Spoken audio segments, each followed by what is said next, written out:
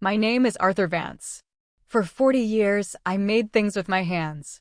I was a custom cabinet maker, and later, I designed and built homes, small ones, but each a testament to honest materials and careful work. My wife, Eleanor, used to say I could see the soul in a piece of wood, that I knew how to give it a second life. We built our own house on a quiet, tree-lined street in the town of Northwood, a place where seasons change with a gentle certainty. We filled it with light and books and the smell of sawdust and baking bread. We raised our son, Liam, in that house, teaching him to value integrity, kindness, and the quiet satisfaction of a day's work well done. Eleanor has been gone for 8 years now. The house is quieter, the light a little less warm, but her presence lingers in the garden she planted and the worn velvet of her favorite armchair. Since she passed, my world has contracted, focusing almost entirely on Liam. He is my only child, the last living piece of the life Eleanor and I built together. He married a woman named Chloe a few years ago, and they settled in a fashionable new development called Riverbend, in a house far grander than anything I could have ever afforded at his age. A house I helped them buy. A house I was, until today, helping them keep.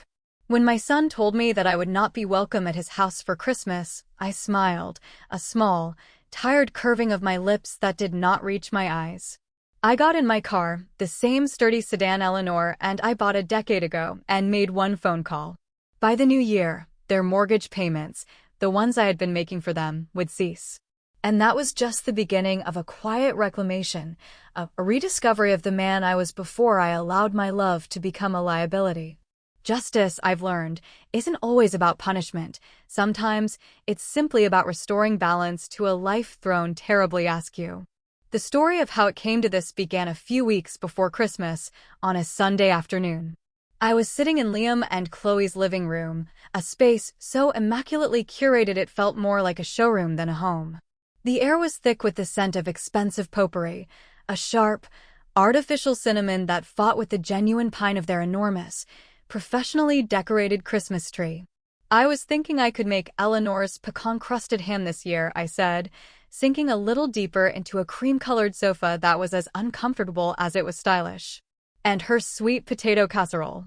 You always loved that, Liam. Remember how you'd sneak spoonfuls of the marshmallow topping before dinner? I was trying to weave a thread of our shared past into the sterile tapestry of their present. It was a habit of mine, this gentle tugging at the sleeve of memory, hoping to remind my son of the foundation upon which his new life was built. Liam, who had been staring intently at his phone, shifted on the matching love seat opposite me. His wedding band, a thick platinum thing Chloe had picked out, caught the cold light from the picture window. I saw a subtle tension enter his shoulders, a familiar bracing for a conversation he did not want to have. "Dad," he began, his voice carefully neutral. "About Christmas, there's been a bit of a change of plans." I waited, my hands resting on my knees. I had seen this prelude before. It usually preceded a request for a small loan to cover a property tax bill or a little help with a surprisingly high utility statement. "Chloe's parents are flying in from Boston," he continued, his gaze fixed on a minimalist painting on the far wall, a piece I knew had cost more than my first car. "And, well, they're staying for the whole week." "That's wonderful," I said, and I meant it. I had only met Richard and Margaret Sterling a handful of times, mostly at the wedding. They were polished, reserved people who spoke in clipped, Ivy League accents and seemed to assess the world through a lens of financial and social pedigrees. The more the merrier, isn't that what Christmas is all about? Liam finally looked at me, and in his eyes I saw a deep, swimming unease. "Well, that's the thing, Dad. Chloe and her mother, they feel it would be best if it was just a smaller gathering this year. Just the immediate family." The words hung in the air, each one a small, sharp icicle. Immediate family. For 67 years, that term had included me. Suddenly, it seemed, the definition had been amended. "I see," I said slowly. The potpourri scent was suddenly cloying, suffocating. "And I'm not immediate?" "No, Dad, of course you are," he said, stumbling over the words, his discomfort blooming into a faint flush on his cheeks. It's just, her parents are very traditional. They have their own way of doing things, their own traditions. It's complicated. It's just easier this way. Easier. The word was a smooth, polished stone, worn down by frequent use. It was easier for me to co-sign the loan for their oversized mortgage. It was easier for me to cover the down payment with the last of the money Eleanor and I had saved for a trip to Italy we never took. It was easier for me to set up an automatic monthly transfer of $3,100 from my modest retirement account to theirs, ensuring the bank never had to bother them with pesky reminders. I looked around the room, my gaze falling on the silk drapes Chloe had insisted were a necessity for privacy, the custom-built bookshelves I had designed and installed myself as a housewarming gift, the gleaming hardwood floors that my savings had paid to have refinished. Every detail of their perfect life was underwritten by my love, my sacrifice. Their own way of doing things, I repeated, my voice quiet. And what way is that, son? A way that doesn't have room for your father. He flinched, as if my quiet question were a shout. Dad, please. Don't make this difficult. Through the archway into the kitchen, I could see the 6-burner Viking range Chloe had coveted, the one she'd said was essential for her gourmet cooking phase.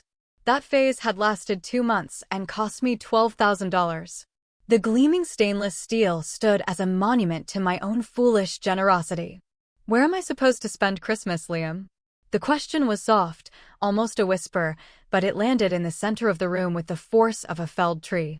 His face, the face I had loved since the moment I first held him, crumpled with a guilt that was genuine, but I was beginning to realize impotent.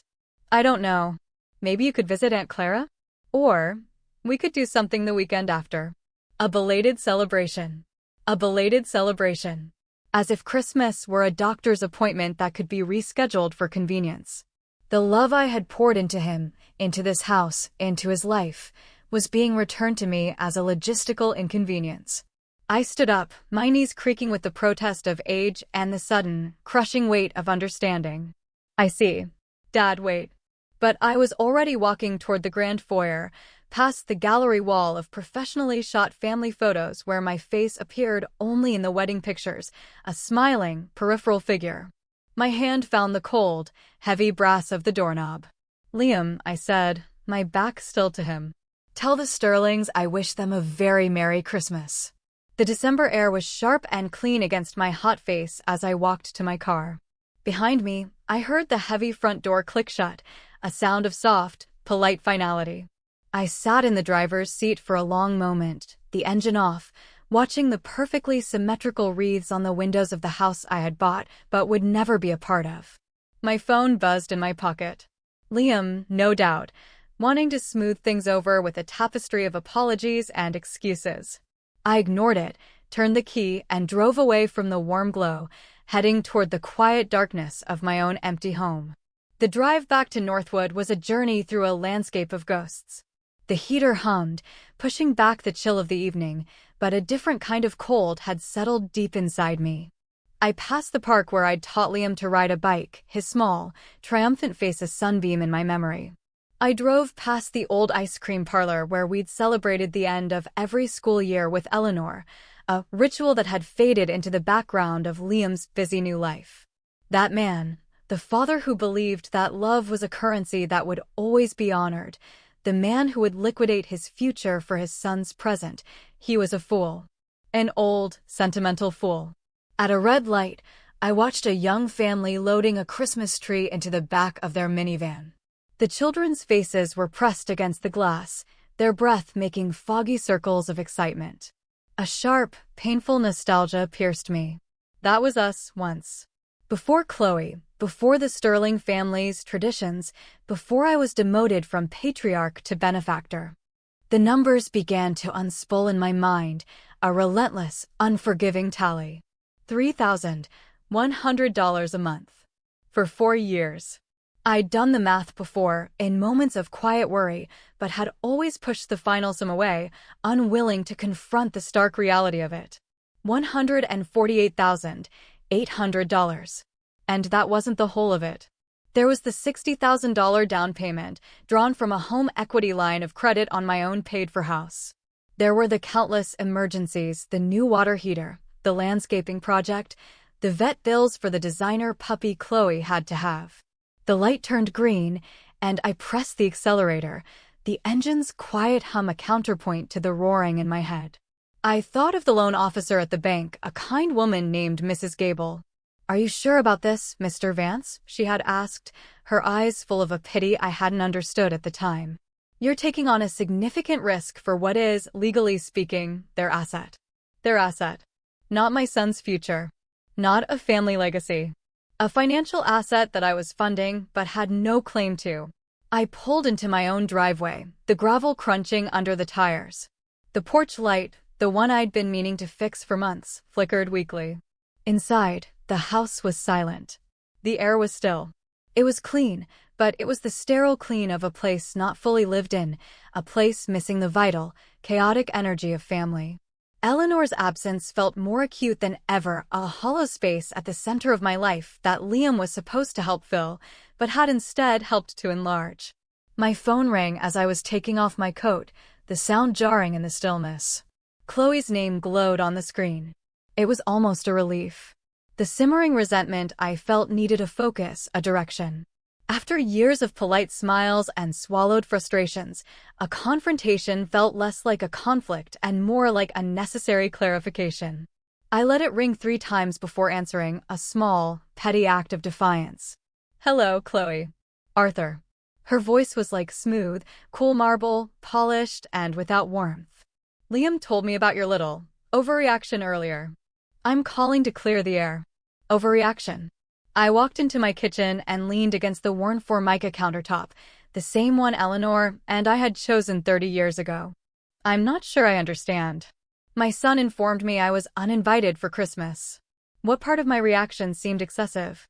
"Look," she sighed, a sound of practiced patience, as if dealing with a difficult child. "I know this might be hard for you to grasp, but my parents are of a different world. They're used to a certain level of sophistication.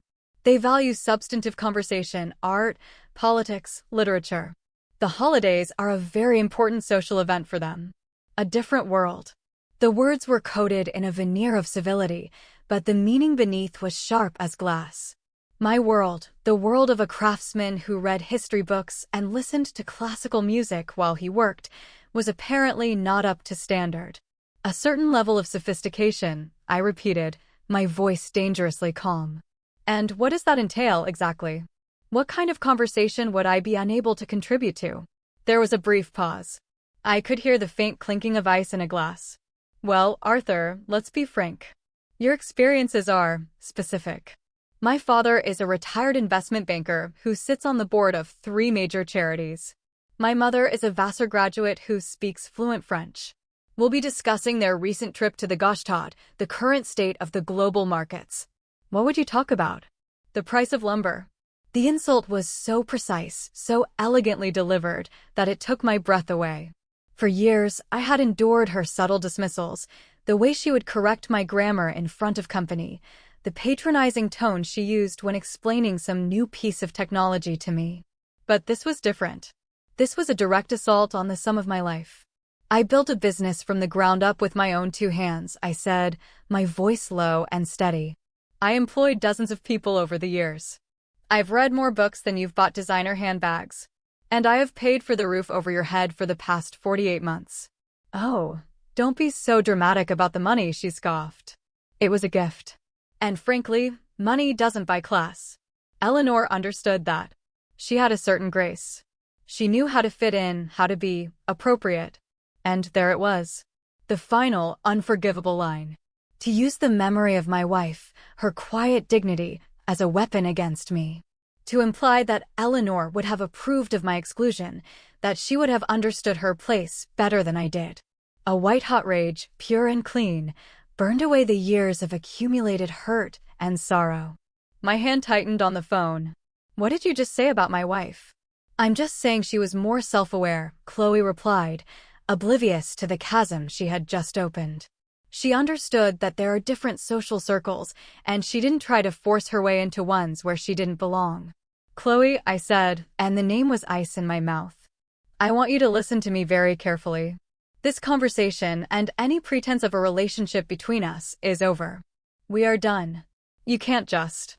I can, I said, and I ended the call. I placed the phone on the counter with a hand that was surprisingly steady. The anger was not a chaotic storm, but a clarifying fire. It burned away the fog of obligation and sentimentality, leaving behind a hard, clear purpose. I walked to the small study off the living room, a room filled with Eleanor's books, and pulled a large accordion file from the bottom drawer of my desk. It was labeled Liam and Chloe, House.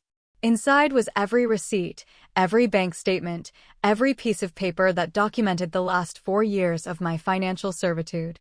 It was time to do the accounting. Not just of the money, but of my own self-respect. The documents spread across my oak dining table were an atlas of my folly. For years of bank statements, each with the same glaring line item: auto debit, $3,100, Portsmouth savings and loan. A paper trail leading directly from my dwindling nest egg to their ever-expanding lifestyle. I retrieved my old calculator, its buttons worn smooth from years of estimating jobs. The first year, $37,200. The second year, another $37,200. It was in the third year that I had deferred a much-needed roof repair on my own house. The fourth year, I'd started buying the store-brand coffee and telling myself I couldn't taste the difference. The total for the mortgage payments alone was $148,800. I added the $60,000 down payment. Then came the smaller, more insidious strains: the $12,000 for the Viking range, the $7,000 for the drapes, the countless smaller sums I'd transferred via an app on my phone whenever Chloe would text about some new, essential expense. The final number on the calculator's small screen was a quiet devastation: $237,468. More than half of the money Eleanor and I had painstakingly saved over a lifetime. Poured into a house where I wasn't welcome. Poured into the lives of people who considered my presence a social liability. I picked up the phone and dialed my bank. An automated voice offered me a menu of options. I pressed the number for customer service. "This is Maria. How can I help you today?" a cheerful voice asked. "Hello, Maria," I said, my own voice sounding unfamiliar, firmer. "I need to cancel a recurring automatic payment." "Certainly, sir. Can I have your account number?" I gave her the information. I could hear the soft tapping of her keyboard. "Okay, Mr. Vance, I see the payment you're referring to. A monthly transfer of $3,100 to Portsmouth Savings and Loan, correct?" "That's the one." "And you'd like to cancel this, effective immediately?" I looked around my quiet house. I saw the worn spot on the rug where Eleanor's chair used to be. I saw the faint water stain on the ceiling from the leaky roof I hadn't fixed. I saw a future where I could afford to fix it. A future where I could buy the good coffee again. A future that belonged to me. "Yes," I said, the word tasting of liberation. "Effective immediately." "All right, Mr. Vance. That has been taken care of. The transfer is cancelled. Will there be anything else today?" "No," I said, a smile touching my lips for the first time that day. "No, Maria. That is all." I hung up the phone and sat in the profound silence. Outside, the last of the daylight faded, and the streetlights of Northwood flickered on. For the first time in 4 years, my next month's budget would not have a $3,000 hole in it. For the first time since Eleanor died, I felt a flicker of hope not tied to my son's happiness, but to my own. I gathered the papers from the table, the evidence of my long, costly lesson. I walked to the fireplace, struck a match, and watched as 4 years of misplaced devotion curled into black ash. The warmth on my face was real. My phone buzzed on the counter with a text message. I didn't look. Instead, I went to the liquor cabinet and poured myself a glass of the 12-year-old single malt scotch I'd been saving for a special occasion. This felt special enough. I raised my glass to Eleanor's photo on the mantel, to the quiet, resilient house around me, and to the dawning of a new, unburdened chapter. "Merry Christmas to me," I murmured, and the sentiment was deeper and more heartfelt than any I'd felt in years. The next morning, I woke to the pleasant aroma of the good coffee brewing. The silence of the house felt peaceful, not empty. I was reading the newspaper when my phone rang, just before 11. It was Chloe. Arthur, she said, her tone brisk and businesslike. I need a favor. My parents' flight from Boston lands at Portsmouth International at 2:30. I need you to pick them up. Liam is swamped at work, and my car is in the shop. The sheer, unadulterated audacity of it was almost impressive. Less than 24 hours after informing me that my very presence was too coarse for her parents' sensibilities, she was now summoning me to act as their chauffeur. Chloe, I said, setting my coffee cup down. Did our conversation yesterday not register? Oh, that, she said dismissively. Listen, whatever emotional drama you're going through, we can discuss it later. Right now, I have a practical problem. My parents will be at the airport, and they need a ride. It's what family does for each other, Arthur. It's what family does. The phrase, coming from her, was an obscenity. You want me, the man who isn't fit to share a meal with your parents, to ferry them from the airport? I asked, my voice a model of restraint. Don't be so theatrical. It's a simple errand. They'll be at baggage claim, Terminal B. And please, try to wear something presentable. That navy blazer you have is fine. The line went dead. She hadn't even waited for a confirmation. It was not a request, it was a command. I sat at my kitchen table, looking at the wall clock.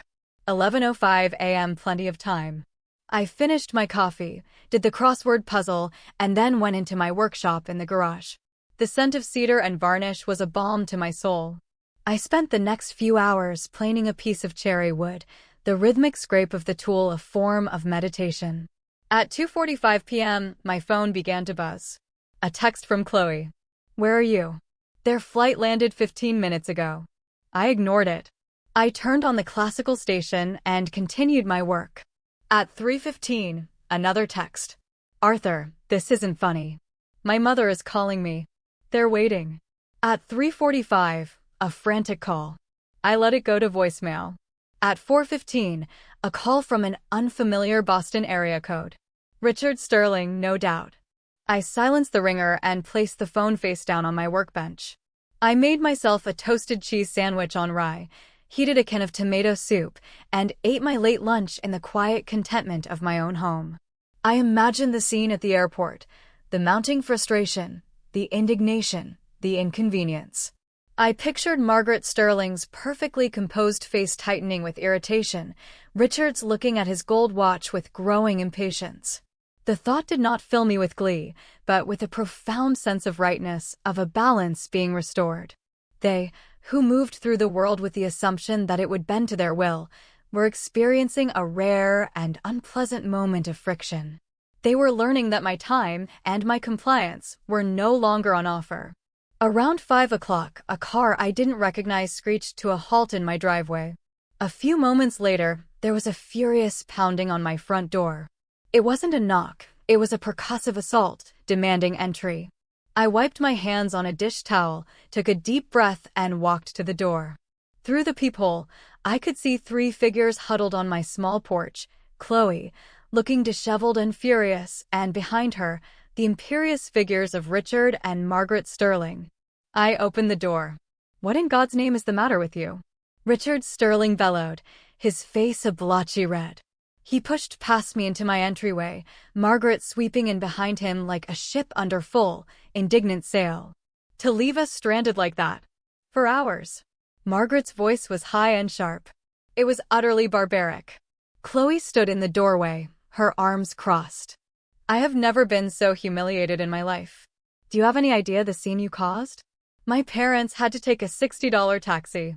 Get out of my house, I said. My voice was not loud, but it cut through their tirade like a sharp chisel through soft pine. They all stopped and stared at me, momentarily stunned into silence by my refusal to be cowed. Excuse me, Richard sputtered. This is my home, I said, gesturing to the open door. You are not welcome here. The lesson for today is over. You may leave. Lesson. Chloe's laugh was brittle. Who do you think you are to be teaching anyone a lesson? You're a bitter old man who... I am the man who has been paying your mortgage, I interrupted, my gaze level. I am the man whose company you deemed unacceptable for your holiday table. And I am the man who will no longer be at your beck and call. This was a lesson in consequences. A lesson that my time, my resources, and my dignity are not yours to command. Richard took a step toward me, his face contorted with rage. You have no idea who you're dealing with. I have friends in this city. Important friends. You think you can treat my family this way without repercussions? You've just made a very powerful enemy. Is that a threat, Mr. Sterling? I asked calmly. It's a promise, he hissed. You're going to regret this. I held the door open wider. They filed out, a small, furious parade of entitlement, and sped off into the evening. I closed the door, turned the deadbolt, and leaned against it for a moment. The house was quiet again, but their parting words hung in the air. Repercussions. Powerful enemy. I had drawn a line in the sand, and they had just promised to cross it with force. I felt a flicker of apprehension, but it was quickly overshadowed by a stronger, more resilient feeling. I was ready for whatever came next. 3 days later, I found out what Richard Sterling's promise meant. I was sipping my morning coffee when a neighbor from down the street, a kind woman named Doris, knocked on my door. She held a folded copy of the Portsmouth Chronicle. Arthur, she said, her expression a mixture of concern and confusion. I think you need to see this. She handed me the paper. On page 3 of the local section, under a sensationalist headline, was a photo of me from 5 years ago, taken at a charity event. The headline read, "Local senior abandons elderly visitors in holiday rush." My blood ran cold. The article, written by a lifestyle correspondent, painted a harrowing picture. Richard and Margaret Sterling, described as philanthropists from Boston, had been left frightened and stranded for hours at the airport by their son-in-law's father, Arthur Vance. It quoted Richard extensively. We were terrified. At our age, to be abandoned like that with no explanation. We worried he had been in an accident, but he was simply ignoring our calls. It was a cruel and inexplicable act. The article mentioned that I had been exhibiting increasingly erratic behavior and that the family was deeply concerned for my well-being.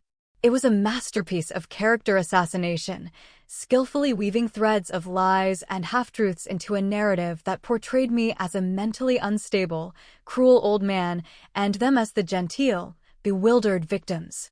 There was no mention of the Christmas invitation, no context of the years of financial support, no hint of the insults I had endured. It was a public execution of my character, orchestrated by a man with the connections to make it happen. I spent the rest of the day in a state of cold, focused fury. They had escalated this from a private family dispute to a public war. They had attacked my reputation, the one thing I had spent a lifetime building. That evening, I sat down at my desk and opened my laptop.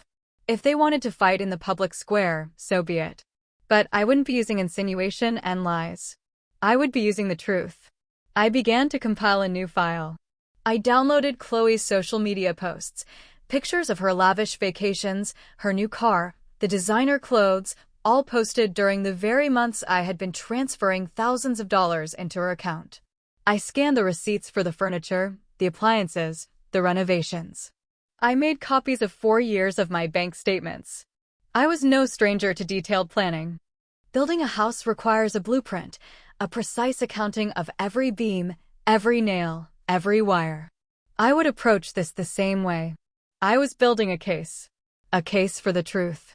Chloe's Facebook page announced that she and Liam were hosting their annual Christmas Eve dinner for a dozen of their friends and neighbors, the very people who likely read the Chronicle and now thought of me as a monster. The guest list, I was sure, would include the cream of Riverbend's social crop, the very people the Sterlings wanted to impress.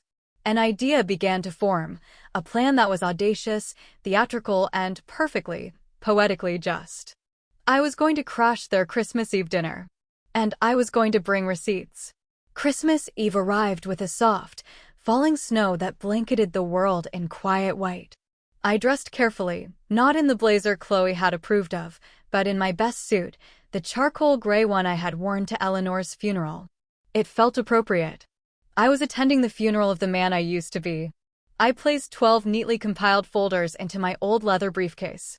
Each folder contained the same set of documents, copies of the bank statements highlighting the mortgage payments, receipts for major purchases, printouts of Chloe's most ostentatious social media posts, and on top, a copy of the newspaper article.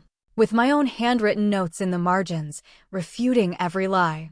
At 7 o'clock, I drove to Riverbend. The house was ablaze with light and warmth, cars lining the perfectly plowed street.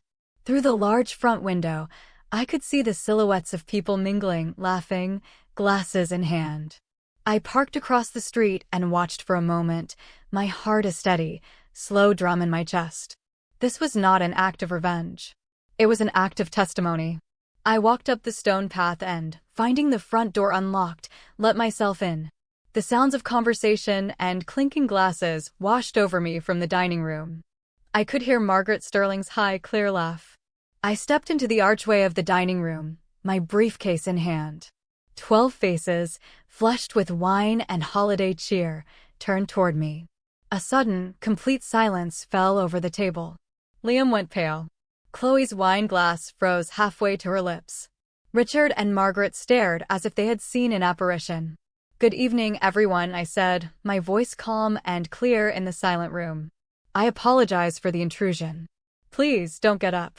"Arthur," Chloe hissed, recovering first. "This is a private party. You need to leave. Now." "Actually," I said, walking to the head of the table and placing my briefcase on the sideboard. "I believe I have a right to be here. After all, I paid for most of what's in this room."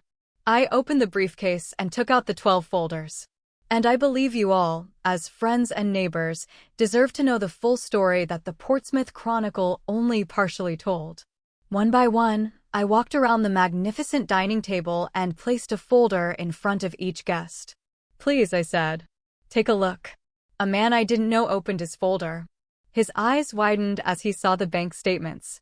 A woman across the table gasped as she read the receipts. The room was filled with the soft rustle of paper as the truth was passed from hand to hand. "This is $3,100. Every month, a man in a cashmere sweater asked, looking from the papers to Liam. "And this $60,000 check for the down payment," another guest murmured, holding up a copy of the cashier's check. "He's lying," Chloe exclaimed, her voice shrill. "He's twisting everything." "Am I?" I asked, holding up my own copy of the newspaper article. "Let's talk about the story. The one where I, a mentally unstable old man, abandoned these two poor, elderly philanthropists at the airport." I looked directly at Richard and Margaret.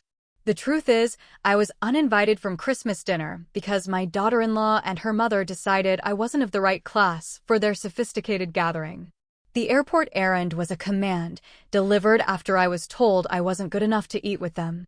My refusal was not an act of cruelty, but an act of self-respect." The atmosphere in the room had shifted from shocked silence to a palpable, simmering tension. The guests were no longer looking at me as an intruder, but at their hosts with dawning comprehension. "Richard," said the man in the cashmere sweater, his voice low. "Did you plant this story?" Richard blustered, his face turning a deep shade of crimson. "This is a private family matter. This man is unwell." "The only thing I am unwell with," I said, my voice resonating with 40 years of quiet integrity, "is the idea that my love and support could be accepted while my presence is rejected. That my money is welcome, but my person is not.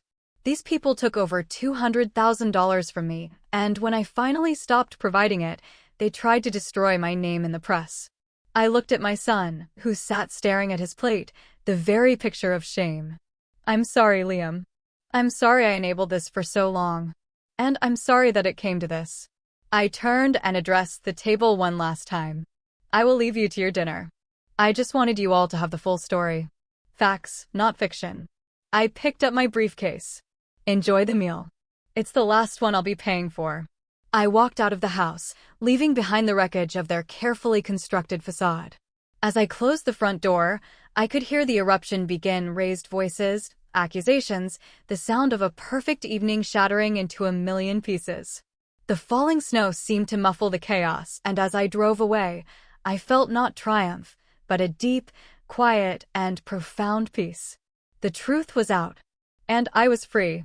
The letter from the bank arrived on a Tuesday in late March, when the first crocuses were pushing their way through the thawing soil in Eleanor's garden. It was a formal, impersonal notice of default, stating that the mortgage on Liam and Chloe's house was 3 months in arrears. Foreclosure proceedings would begin in 30 days. I read it, folded it neatly, and set it on the kitchen counter. It was news from a foreign country. 2 nights later, Liam knocked on my door. He looked thinner, his expensive suit hung on him loosely, and the confident swagger he had adopted was gone, replaced by the weary slump of defeat. "Dad," he said, his voice raspy. "Can I come in?" I stepped aside. He walked into the living room, looking around as if seeing it for the first time. I had used the first few months of my financial freedom to finally fix the leaky roof, to paint the walls, to buy a new, comfortable armchair to replace Eleanor's, which I had moved to my bedroom. The house felt cared for again. It felt like mine. "The bank is foreclosing on the house," he said, getting straight to the point. "I know." He sank onto the sofa. We don't have the money. Chloe's parents, after that night, they're not speaking to us. Their friends are friends. It's all a mess." Richard's reputation took a hit. Apparently, fabricating stories about your family members is frowned upon, even in his circles. There was a bitter irony in his tone. "I'm sorry to hear that," I said, and I was. I had not wished for their ruin, only for my own liberation. "Dad, I am so sorry," he said, his voice cracking. He finally looked at me, his eyes filled with a desperate, painful sincerity. "For everything. For letting Chloe and her parents treat you that way. For being a coward. For not defending you. For not defending Mom's memory." "She knew her place," I said quietly, quoting the words Chloe had used, the words that had been the final straw. Liam flinched. "I heard them say things like that for years. And I didn't stop them. I just went along. It was easier." "Yes," I said. "It was easier." We sat in silence for a long time, the space between us filled with the ghosts of unspoken words and years of quiet compromises. "Is there any way you can help?" he finally whispered. "Just for a little while? To get us back on our feet? We'll lose everything." I looked at my son, the boy I had raised, the man he had become.